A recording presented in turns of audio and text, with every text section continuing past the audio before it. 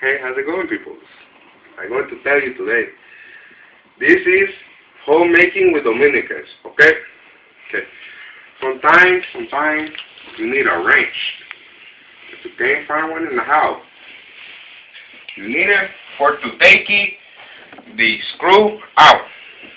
When you're in the Dominican, you improvise. As you see, example prime A. What we have here is the perfect wrench for the yoke. As my friend Franklin is demonstrating. Okay, so you take it like so, with your pliers, your hand pliers, and you take it, and you clamp flat. Okay, you clamp it flat, and then you twist. As you twist, you go in. And that, my friends, is housemaking 101 with the Dominicans.